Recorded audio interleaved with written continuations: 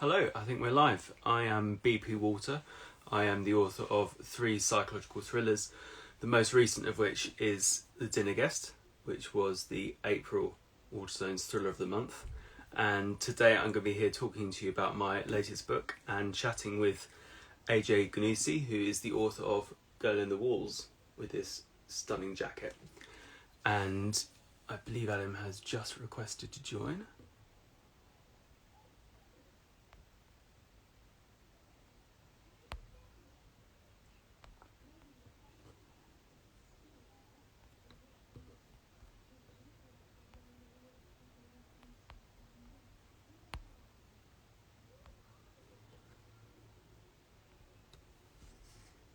Sorry, bear with us a second.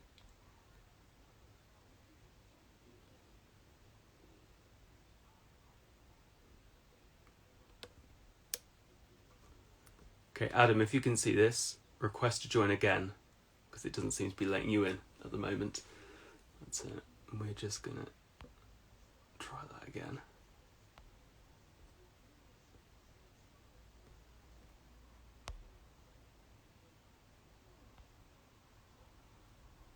There we go.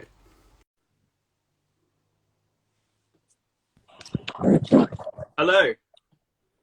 Hi Barnaby, how's it going? Hi, going well. Can you see and hear everything? Is it all looking okay? I can see everything. Yes, it's great. Super. I'm just going to adjust my screen so I can see as well. Oh, there we go. Super. How are you? I believe you're talking from Texas. Is that right? That's right. Yes, the middle of the day here in Texas, and it's hot and kind of uncomfortable, but I'm happy to be here. It's a rather cold, rainy, like evening here in Essex, in England. So yeah, I'm sure it's a lot more pleasant where you are.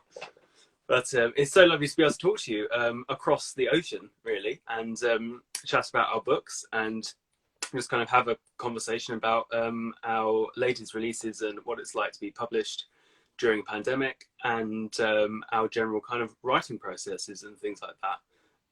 So yeah, to start us off, do you want to tell us a little bit about Girl in the Walls, which I've got here? Yes, and I'm really excited to be here and talking with you, Barnaby. I really enjoyed the dinner guest. Yes, so Girl on the Walls, it's also here. I happen to have a copy myself. It's the story of an 11-year-old Elise. She's an orphan who's escaped from foster care, and she's returned to the home she used to live with her parents. The problem is there's a new family living there. So Elise does the most reasonable thing you can imagine. She crawls into the attic. She hides in the walls. She sneaks out whenever the family leaves for the day, getting the food and whatever supplies she needs. She's kind of in this holding pattern, dealing with the grief of her parents as the new family progressively begins to suspect that someone's living in their home with them. It's great. I absolutely loved it. It's extraordinary, and it's one of those books I'm definitely going to be thinking about for a long time to come. And I can always tell with a book, if I love it, that I get the audiobook, because I can't bear to put it down if I'm going out for a run, or even just like going to get food or something, going shopping. And I can't bear to leave the store. I always then download the audiobook so I can just carry on. And I did that with this. It's brilliant. And it's quite interesting our book's being paired together for this Instagram Live, because my book Dinner Guest is a different novel in the sense that it's more of a crime novel, one could argue, but it's also very much about the home and set within the home, and the home being a place of both safety and sanctuary, and also threat and something mysterious and sinister perhaps happening inside. Yeah, it's interesting how playing with those themes, I think, through fiction, you can really like get down into things like buried secrets and people's anxieties and things like that. Did you find that when writing yours? Absolutely, yes. And I do see the similarities in ours being paired. And I love thinking of your novel, which is this compelling page turner, and with all these different characters holding secrets, because on one level, it's this story of, it's a murder mystery. It's a thrilling murder mystery. And on another level, it's about the kind of interpersonal relationships we have with people we love, and kind of discovering all these different secrets and all these kind of, these buried bodies in the closet that kind of that appear in what seems like a normal, healthy relationship at the time. But yeah, it's fascinating how we can both have these very different stories that are following these kind of these high concept thrilling ideas that are ultimately about the family unit and the kind of things that we're dealing with our own families every day in a kind of an exaggerated sense. Yeah, definitely. What I loved in The Girl with the Walls is that you had this mounting sense of threat and menace really happening within the home, both from an external person who's then brought into the home, and then from another more elemental factor that happens in the third act. And I was interested really how it went from kind of a physical sense of threat, well, more of an ethereal sense of threat, with us being quite mysterious about who is hiding within the walls, and we hear partly from the young girl who is within it, and the boys who are trying to, of course, detect what is going on. And then the house itself becomes the victim of invasion, really, from another source, and it becomes like actually physically brutalized. The walls and everything start to be attacked. Was that a deliberate thing where you kind of moved from the mysterious to a very kind of crunchy physical destruction? Absolutely. It's one thing that I was really excited about getting into this novel is kind of taking the trope of the haunted house and the house that feels like it's a threat to you, and then turning it on its head where it's actually an object of your own pity. That the bump in the night, that the thump in the walls, the thing that's functioning as a ghost, even though she's not actually one. That's the thing that's the most vulnerable thing in the story, and and turning it on its head to the point where it's the house that's getting, I like what you said, victimized to a certain degree, where we're kind of aching when we're seeing this damage happening to the house as the girl in the walls, Elise, is threatened, as well as just this house and its place in the world, for sure. I found it such an interesting book to read actually at the moment, because I'm in the midst of writing what will probably become my sixth book, although the publication order may change. But and it's quite likely this won't be published for a couple of years now. But it's a book that's very much set within a very large cavernous house, and it's a house that appears in The Dinner Guest. Actually, it's for those who've read it, the Ashtons' manor house, where there's an anniversary party.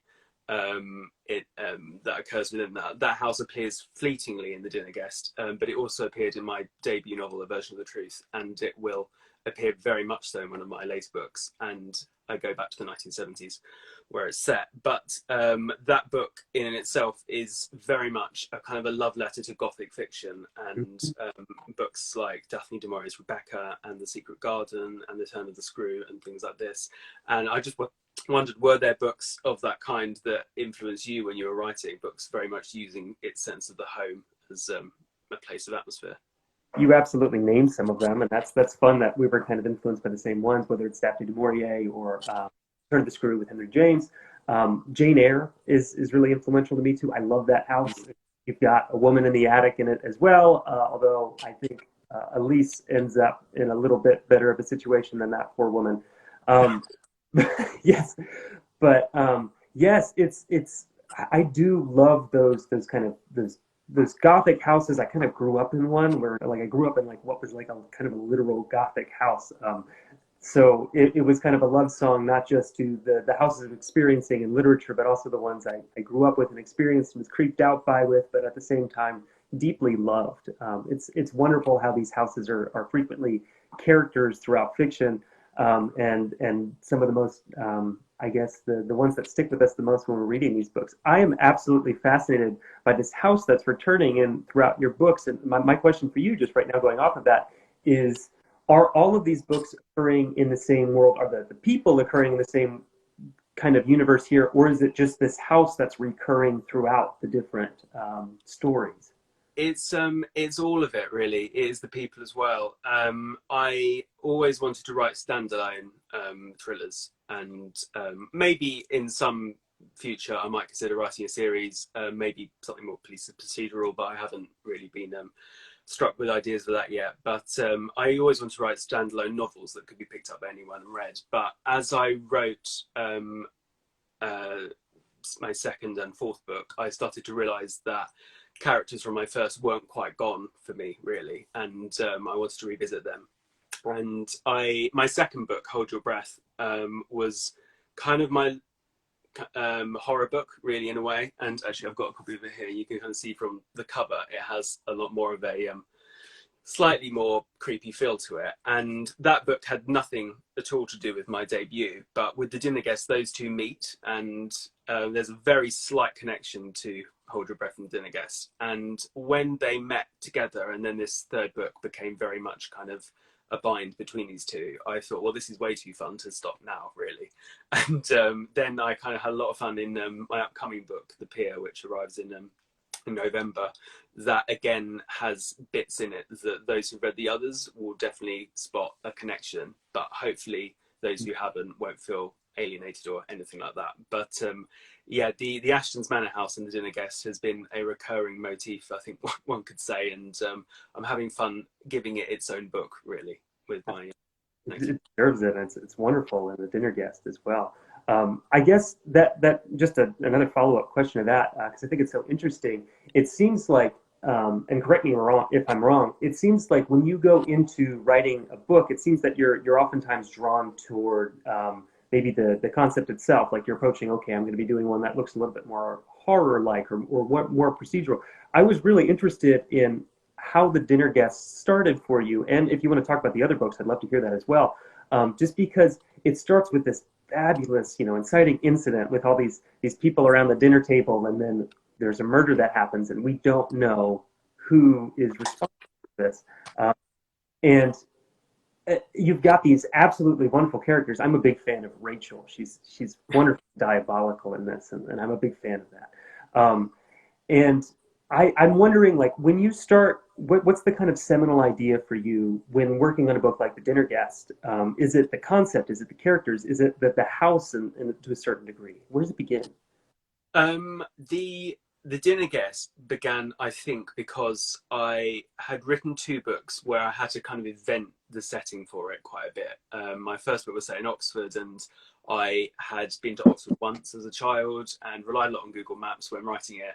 And then my second one is set in a fictional forest in Northumbria in the north of England, and it doesn't exist, so I just made it up. And so for my third one, I really wanted to set it in a place that felt real and real to me. And at the time, I was living literally where the book is set. I was living in Belgravia in central London.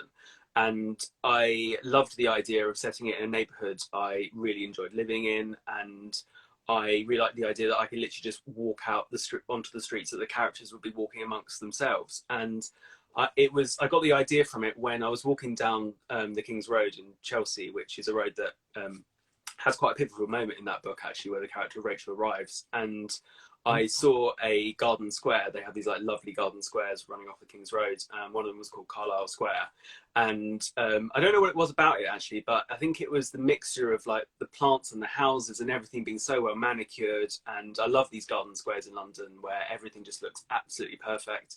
And I just looked at one of the houses and thought, God, it'd be really interesting to write a novel about a house that everything looks so perfect from the outside, and yet something inside is going to implode. And that was the thing that kind of hit me for The Dinner Guest. And it's odd to say, but I think the whole book just kind of arrived all at once. And I don't know how it is for you, but I find actually with most of my books, once I've got the initial trigger, the initial thing that's kind of set the spark, the whole book then just kind of just materializes out of thin air, which scares me slightly because I'm always just afraid that won't happen at some point in the future.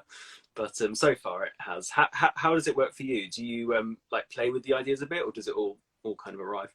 Well, I am getting started to the nth degree compared to you. I really admire how prolific you've been, and I'm looking at this and I'm like greedily stealing your secrets. Working on the sixth book and all these things coming out. The success of Dinner Guest, as well as The Pier coming out later this year, and it's great. For me, it is. I think it's not this kind of instantaneous, I just figured it out. I think it's a lot slower and uglier and brutish of a process where I just kind of have to fight for every single component of it. But yeah, I for the idea of Girl on the Walls, it was. It really started with the idea of, I had a friend, Jake Nesbitt. I'm not sure if he's here, but we were talking about. We were just driving down St. Charles Avenue. If you guys know anything about New Orleans, it's kind of the most iconic street in the city with these big overhanging live oaks with hanging Spanish moss and these beautiful houses. We were driving down the road, and he'd been mentioning how he had been increasingly worried that, like, he'd been watching these videos, YouTube videos. It's always like a big pitfall you don't want to fall down, like when you're watching a lot of YouTube videos, especially late at night. But they were videos of people who had been hiding in homes, like nanny cams or home security footage that caught people coming out of pantries or from the cupboard beneath the sink. And it's black and white, grainy footage. And they come out and they get what they need, and then they go back to where they're hiding, and it's absolutely chilling. And he'd been going on to some chat rooms and that of people discussing that they thought they had people living in their homes. And the second you start looking at this kind of thing, just the idea of someone hiding in an attic or anywhere in a home, you find it in the news all the time. You can get kind of obsessed with it. And I've worked with this in a couple short stories. One was published. It's kind of like the super, super early version of Girl on the Walls, where it's really about the people who think that there's someone living in their home. But the more I explored this idea, the more I thought it was really interesting to me to kind of think of who is the kind of person that would commit to doing this. It seems like a lot of work to hide in someone else's house. At a certain point, it's like, why don't you just get a job and pay rent? This is a lot of work. And thinking of it also as just a kind of metaphor, like someone doing that, they have, the physical need, they need food, they need shelter, but there also is probably an emotional need for someone doing that.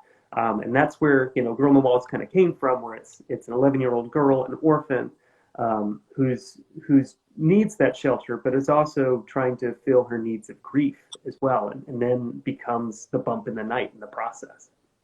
Yeah, and that suspense is really like ramped up as the book carries on. And one of the things actually I meant to ask you about, which really interests me as I was reading it, the chapters are really short. I mean, there are some where it's literally across 1.5 pages, which I love, because I particularly find this with books with short chapters. You feel like you're reading it really quickly and you're getting through the story really fast.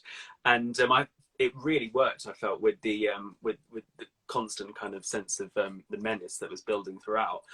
Why did you decide to write in short chapters? Because I loved it, really. Oh, I'm so glad. And I agree with you too. It feels like you're getting so much work done when you're reading those short chapters. Yeah. Really, I had a couple of reasons going into it. One is just I originally just wrote a lot of flash fiction, really short fiction, and it's what I was familiar with. I was really scared about writing a novel. Like I really admire writers like you that really can have these ideas and then just carry them through. I feel like I'm a lot more hesitant and questioning every step, and I'm like, is this working?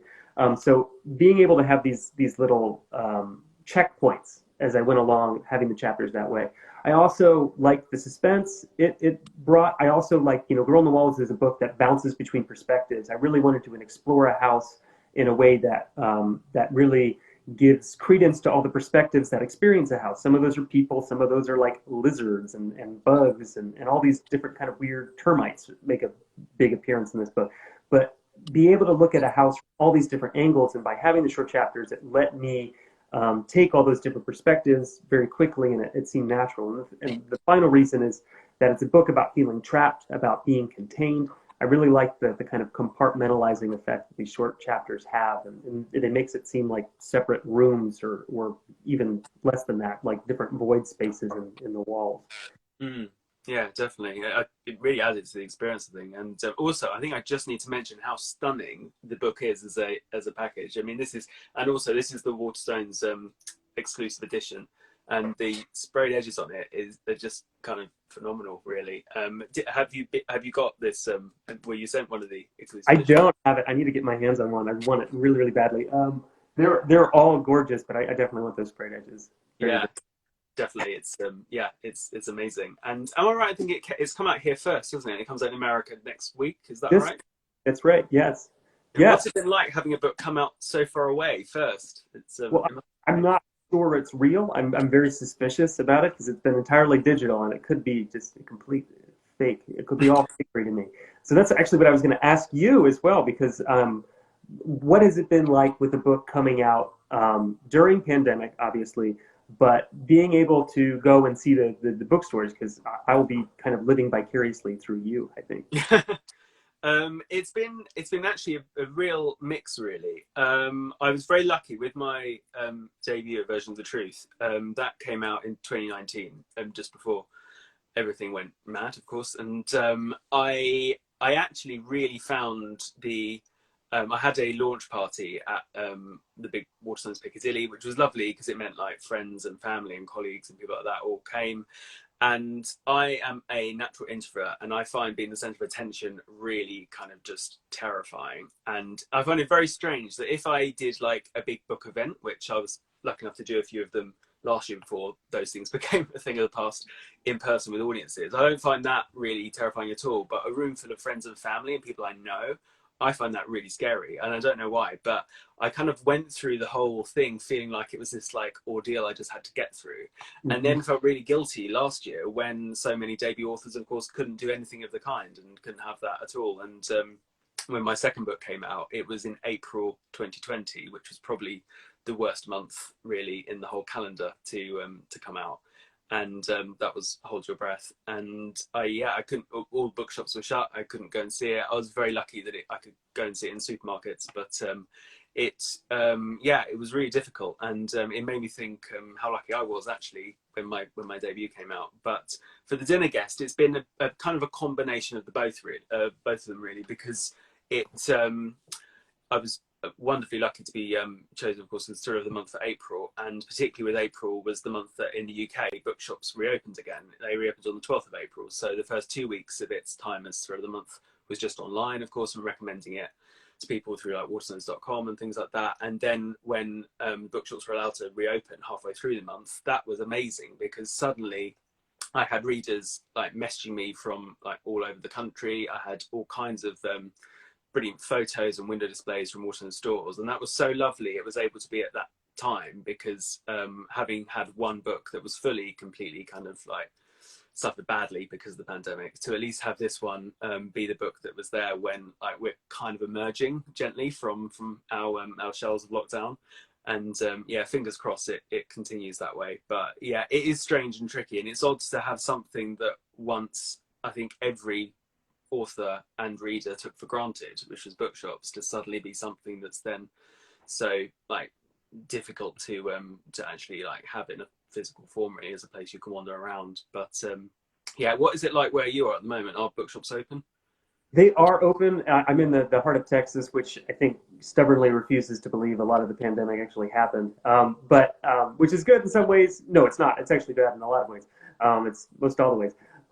But yes, the bookshops are open, and things are going strong. We're not doing any events, though. We're not doing like tours or anything for the rest of the year, actually, with HarperCollins. So it's hard, especially being a debut author, to have nothing really to compare it against as well. And you said when did your first book come out? 2019, the first one. 2019. So in some ways, it's like this is all we've known, which is the Mm. window. But yeah, I wish I had more information because I guess just as an author, when you're looking at this one, like, is this normal? Is this what to kind of expect? It's hard to know if you don't have the kind of background with it. I do want to say that you mentioned the window displays. I saw one incredible one online for the dinner guests too. It was, what was it? It was With the table and chairs, was it? right. Yeah. Yeah, yeah, Describe that better. Did you see yeah. them? I didn't get to go and see it in person, sadly. I think I'm trying to remember where that one is, and I feel really bad if I get the wrong shop, because the bookstores in the shop did an amazing job. I'm trying to think where it was. It was in another county than where I am now, basically. So it was too far for me to go and see, because I think I'm trying to think when it was. Yeah, it would have been about 2 or 3 weeks ago, but yeah, it looked incredible in the pictures I saw of it, and it's just so strange and surreal, really, having people you've never met and people who like wish you well so amazingly so to recommend your book to people, putting so much time and effort into something like that for something that if you hadn't sat down at a laptop and written wouldn't then be there. And it's very strange. it reminded me actually of, and it isn't the same thing, of course, but I don't know if you're familiar with the British crime drama Midsummer Murders. I'm familiar. Yeah, well, Midsummer Murders started in 1997, I think, in the UK, and when they were filming its pilot episode or the start of the first series, they're based on novels by an author called Caroline Graham, I believe, and she was invited to be an extra at a wedding scene that they were shooting for the TV series. And I remember in an interview, she said how strange it felt to see that whole wedding being set up for that scene in that episode, and thinking none of those people, like directors, makeup artists, extras, actors, would be there if she had sat down to write that book. And it's a very strange thought. And in some small way, I have felt that every time I see a picture of a window display or a picture of booksellers doing like videos recommending them on that kind of thing, I find it so strange that that just instant of choosing to sit down has such a ripple on effect across all different people. It's yeah, it's amazing. Yeah, that's beautifully put too. I'm consistently floored by the level of artistry that contributed to what the book is, as well as what the advertising is for it. Just going off on this cover, like this is an actual set that they built and took Oh my photos. God, wow.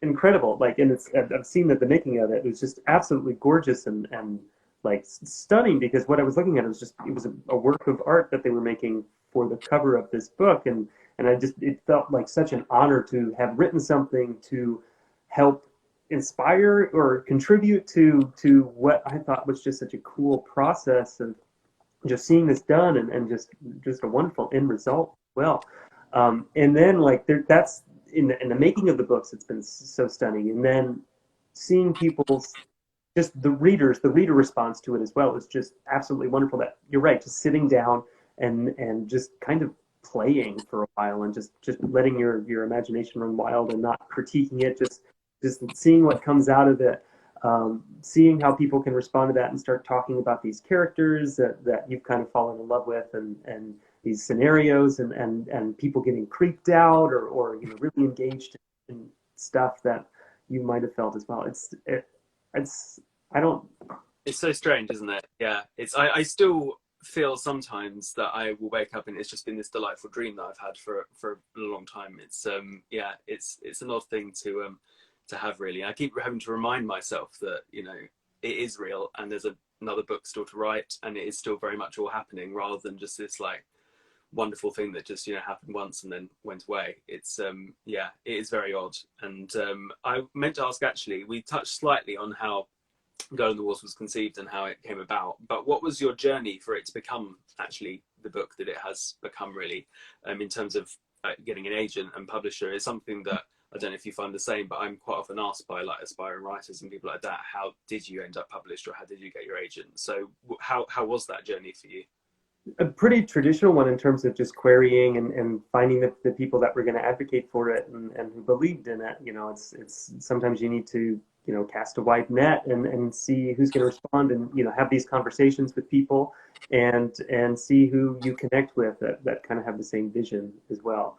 I got a Master's of Fine Arts in North Carolina, at UNC Wilmington, and worked with brilliant writers there. Absolutely, just my cohort, as well as the teachers I was working with, and this was my thesis at the time, and I graduated and was able to, just within a few months, find representation with Sue Armstrong, and she was great with edits, and I'm working with Molly Atlas, another American agent, and then yeah, just with Fourth Estate, that worked out absolutely wonderfully.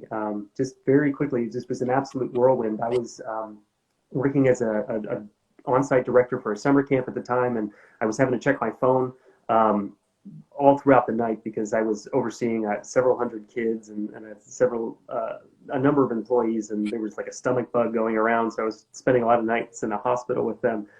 So I'd get these emails at like 4 in the morning, and saying, oh, the book's going along doing these steps, and I would respond immediately, and everybody over in the UK would be like, Adam, we know it's 4 in the morning. Why are you responding so immediately to these things? You don't need to. Go to bed. And I'm like, no, I don't sleep here, and this isn't helping. So Absolutely thrilling. And yeah, I just want to ask you too, what was the process, not just, for your first book, but the thriller of the month is such a huge deal. And it was so exciting. What was that like? Was it just kind of a bolt from the blue, or is it something you were hoping for or expecting? Yeah, it's yeah, with the first book, it was it's kind of odd actually how it all came together. I had a not dissimilar journey to you really in terms of how it all went, and also I completely know what you mean about the refreshing the emails. And I don't think I've refreshed my emails more than in the week that I was on submission with my first book, and I knew my agent was going to update me about who may want it, and that was both the most amazing and most terrifying week of my life, I think actually. But I yeah with my first book, that wasn't the first I had written. I think it was the third I'd written, and yeah, it was. And the first two, I sent my first one out and didn't get an agent, but got what I think is probably best called enthusiastic rejections, in the sense that they were kind of like, this isn't the book for us, but if you have anything else, we'd like to see what else you got. So I kind of did as I was told and went away and did something else and wrote another book. And I went back to an agent who had shown interest at the time of my debut, but that relationship never came about. That flatlined, and that was quite a good lesson to learn. I think that there's many occasions in this industry where it feels like it's all going to happen and then just sometimes doesn't. And I kind of thought, oh God, is it ever going to really come about? And then I did a creative writing course called the Faber Academy in London, and that was just amazing. Really, it allowed me to properly kind of workshop my ideas and share them with other writers, and everyone had a work in progress that they were working on, and it really made it feel real in a way that hadn't before. And I don't think anyone, I mean, I'm not an author who believes that someone has to do a creative writing course or a degree in writing or anything like that to become a writer, but it was I think the steer in the right direction that I needed at the time.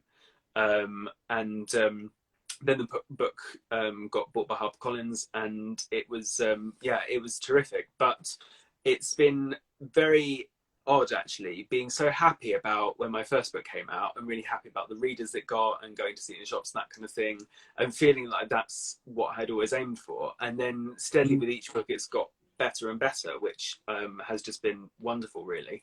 And to have the dinner guest, as you say, as thrill of the month was a complete dream come true. And it was tantalizing at first, as I said, not being able to go and see it in shops until halfway through that month.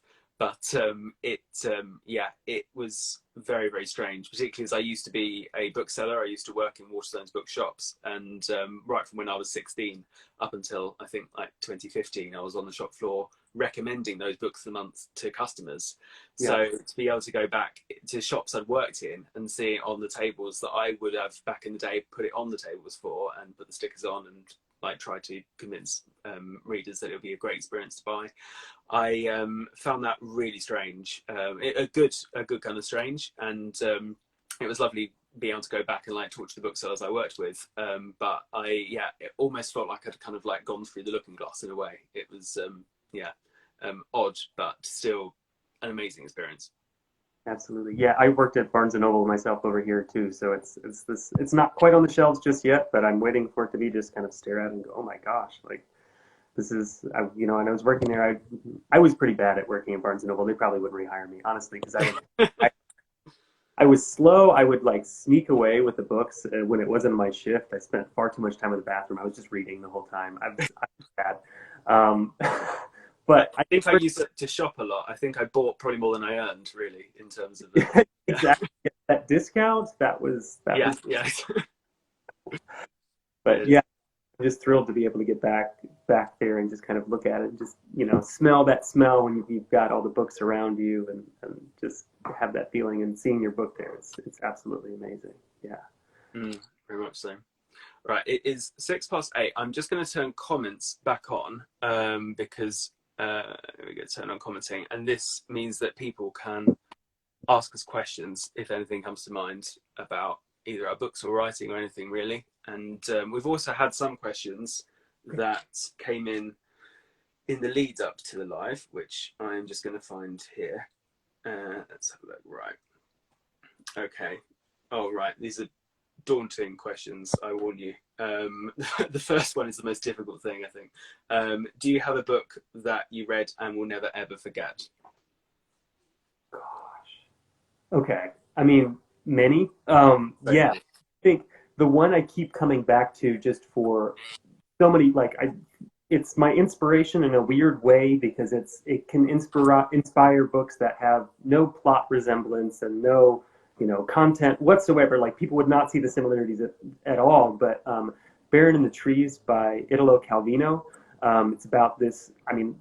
When I say the plot, you might actually see some similarities to Go on the Walls, but it's radically different. It's about a man, a baron in like 16th century Italy or something, who decides that he's kind of fed up with the politics of the region, and he decides to climb into the trees and never touch the ground again. And it's back set in a time when there are enough trees that he's able to hop from branch to branch and actually live a kind of adventurous life up there.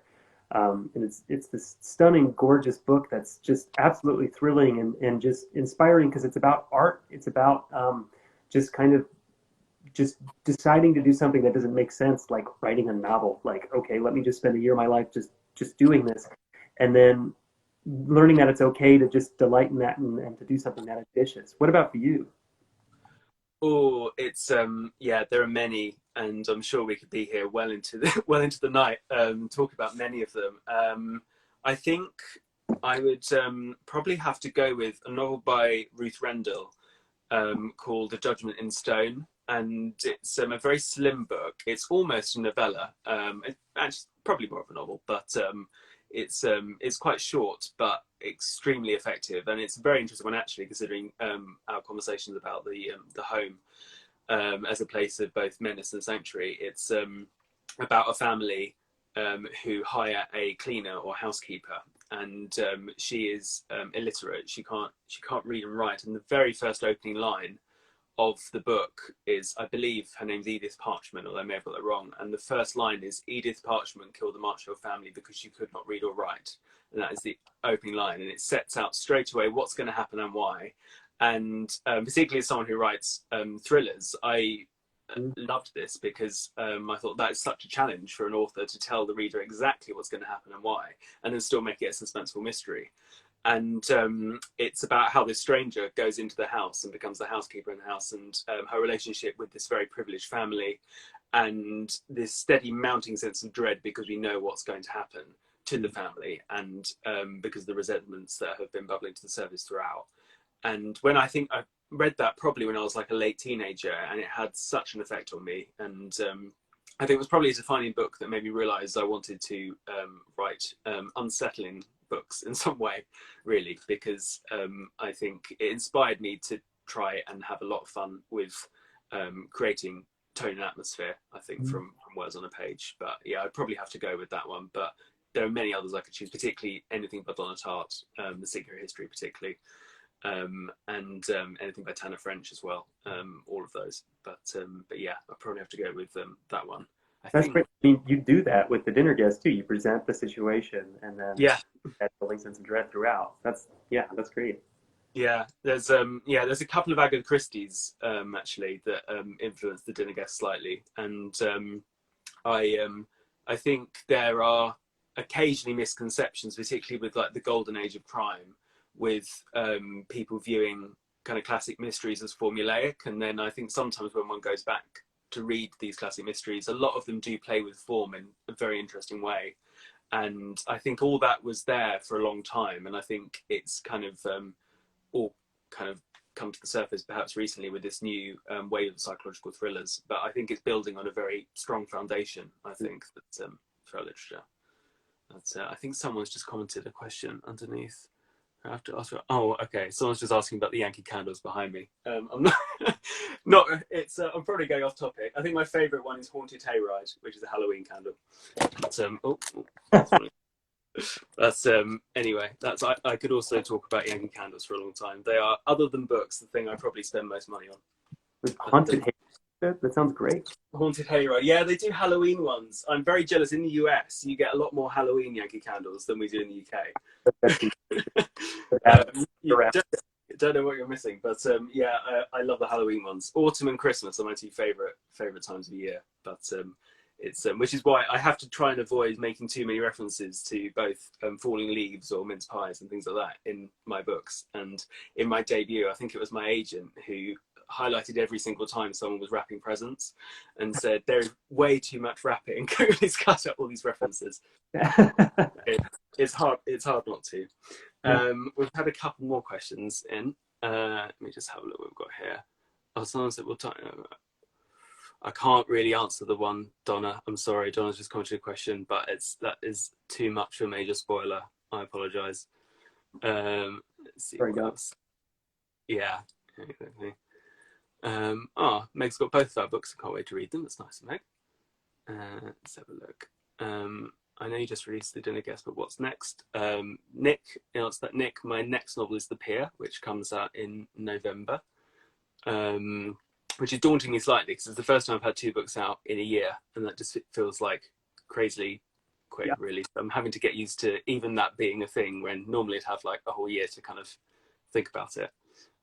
Actually, that leads me on to a question I meant to ask you earlier. Actually, do you have in mind what your next book is? Is it written by your process? Well, I think I'm afraid to talk too much about it, lest it'll just disappear on me. But I'm having a lot of fun doing it, and I think that's, you know, the writing, the publishing is you know, so much fun. But I think for writers, you do it because writing is fun, and it's great to get the story that you love into the world. So I'm having that fun at this stage, and that's great for me.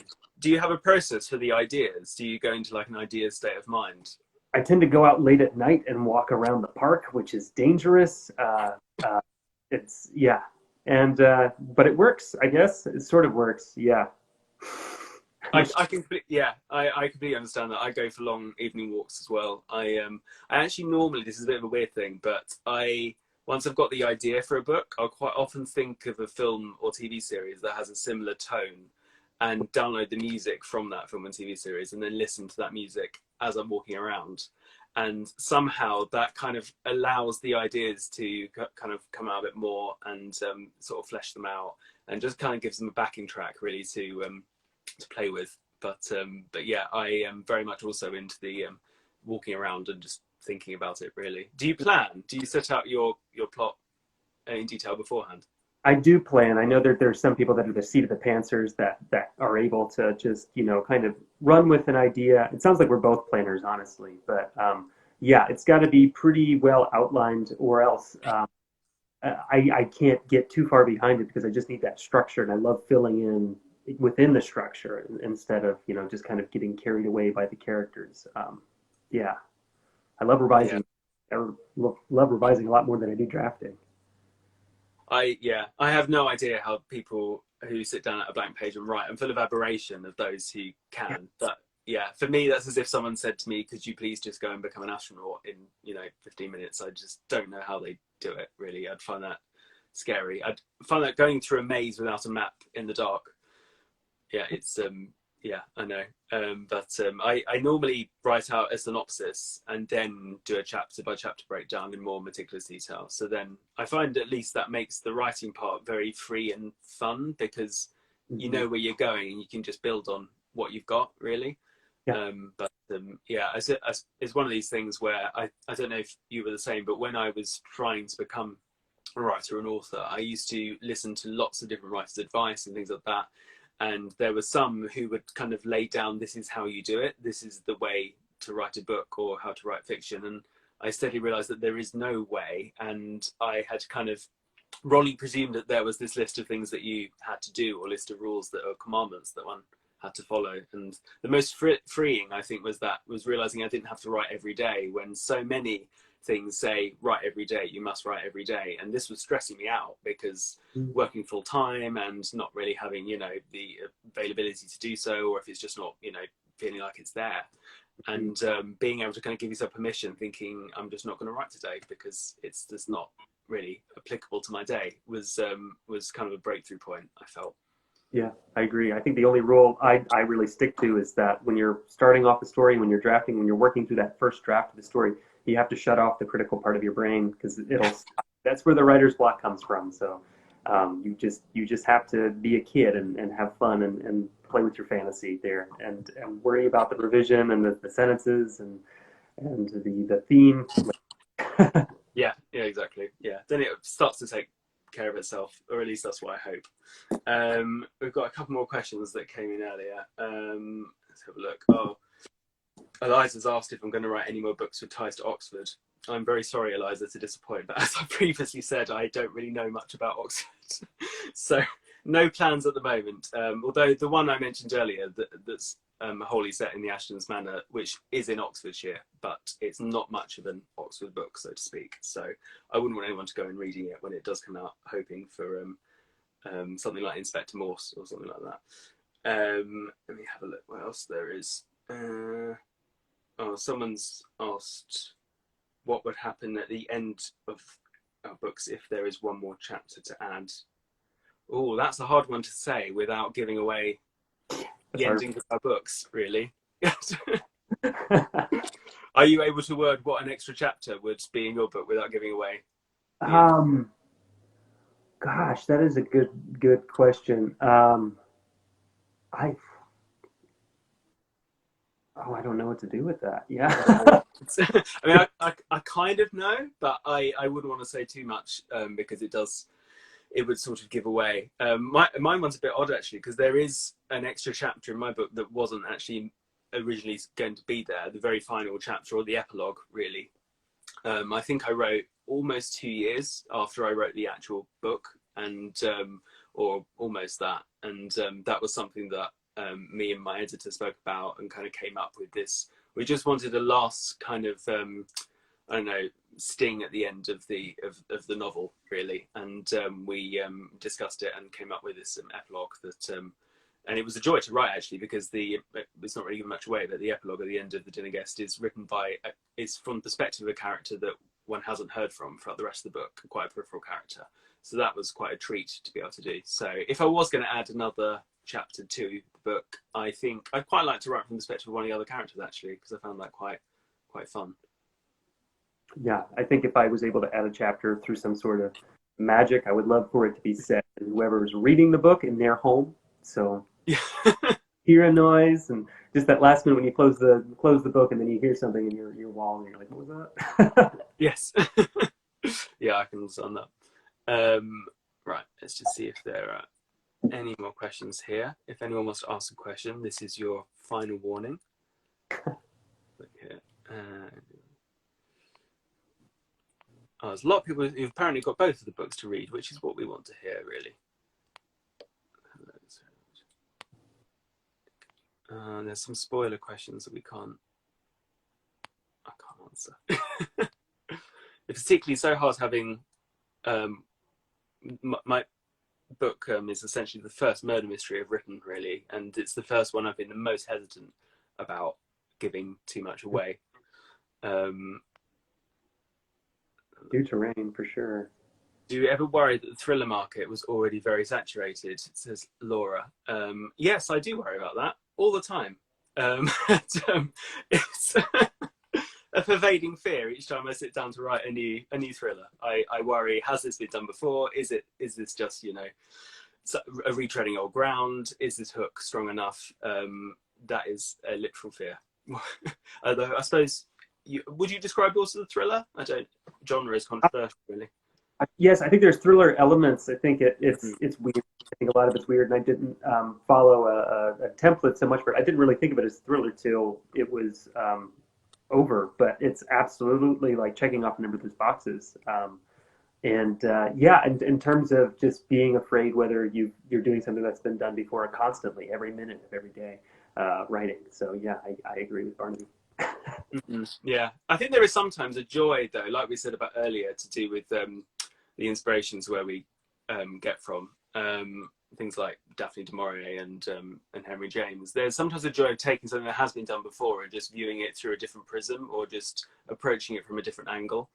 Right. And yeah, I mean, at least that's what I tell myself when I get too worried about trying to think of a new original idea. But I think a lot of the fiction market sometimes appears to be built around originality, when I think actually a lot more of it is built around things that we very much know already. Right. We're kind of using that familiarity in a different way, I think. So I find that quite comforting, really, when I think about it in that way. Yeah, and I've heard too, if you can write, two authors can write the exact same premise, the same idea, and you've got two radically different pieces of art there. So Yeah, yeah, definitely. Right, let's have a look, see if there's any last. Someone's asked me, what's my favorite book I've published so far? Oh, that's like asking to choose a favorite child, I think. you have to. Yeah, it's very. I love them all the same. I'm just gonna. Nope. No, it's not acceptable. I think I always love the one that has just come out because it's the one that I'm very much in the habit of talking about. So I think I'd have to choose the dinner guest on this occasion. But if you had asked me last year, it probably would have been a different answer, and it would probably be a different answer in November. Although I have to say, actually, of the writing them, Hold Your Breath was probably the easiest to write. That one just wrote itself and almost had no edits, which is just like an amazing experience. And it was the closest I ever came to my publisher just going, yep, and clicking print, because I wish that could be the case every time, and it is definitely not. And it's I've very much had at the other end of the spectrum where you get the edits back and then say, oh, we absolutely love it, now let's just change loads of things, and you go through a period of editing it and making it better, of course. And I find that process really therapeutic, by kind of taking something that's been very much yours for a long time and working with someone else to make it the best it could possibly be. But yeah, if I had to choose my favorite one in terms of writing, I think Hold Your Breath was the less stressful one, really. So hi, great. If you could both write in another genre, which would you pick? Oh, that's a good question. You can go first. What would you pick? I want to write in every genre. I wish I could get away with doing that, and I think I'm willing to try it as well. I'll fall on my face doing it, but I am absolutely like. There's elements of a thriller in Girl on the Walls. There's strange elements of fantasy as well. I've always loved the kind of world building elements of fantasy. How it's so immersive, and you can just suck you into this completely made up world. And I know as a kid, I would just get so obsessed with them, and they would be just as real as the world I was living in. So I admire these huge fantasy tomes, especially ones that pay a lot of attention to language, that are just really rich in terms of these worlds. I'm scared of investing my life into if there's just a standalone fantasy book and is very rare, and then a slim fantasy book is even rare. So I'm scared of doing that, but who knows what'll happen. I can understand the fear. I think I don't know. I think I would like to try. I've in my head flirted with the idea of writing like a Christmassy book. And because every year I love it when all the Christmas books come out, and I quite often see them in bookshops and with the very festive covers, and just think it must be so nice to write a book that doesn't end in like complete devastation and murder and blood and things like that. And sometimes feel like I want to see what the sunshine is like after spending ages in the shadows. So yeah, I think I would be tempted maybe to write a very festive romance or something like that, or Mills and Boone, or I believe they're called Harlequins in the States. That kind of romance. I think even though I haven't really read many of them, there was something about there being like an abundance of them I found kind of amazing when you go into bookshops or libraries and just see about 200 of these romances on there. I might start a pseudonym and start writing lots of these romance novels, preferably set in December. But if I had to choose something, maybe something like that. I love that. I'll keep it up for your pseudonyms, things that look like your name. I'd have to try. I'm very full of admiration of Nora Roberts, who writes crime novels under J.D. Robb. And she thought about that well, I think, because I've got no evidence for this. Maybe she decided the pseudonym under for a different reason. But Roberts and Robb, of course, sit together on the shelf. So, yeah, if you get a fiction section, by accident, Nora Roberts and J.D. Robb sit next to each other, even though they're the same person. So I'd have to think up a pseudonym that hopefully worked bookshelf-wise. And it's not hard to be next to it. Yeah. That's the booksellers in us, I think, trying to bring order out of chaos. Someone said, where is my new book, The Pier, set? The Pier will be set, or is set. I say will be because it's coming out in the future, even though I wrote it ages ago now. It's set in Essex and Kent and Australia, of all places. So you get 3. And I think this will probably have to be our last one. What are your current favourite authors? We've sort of touched on this already, but if you had to pick blanket all their works, kind of love an author as a whole, who would you go with?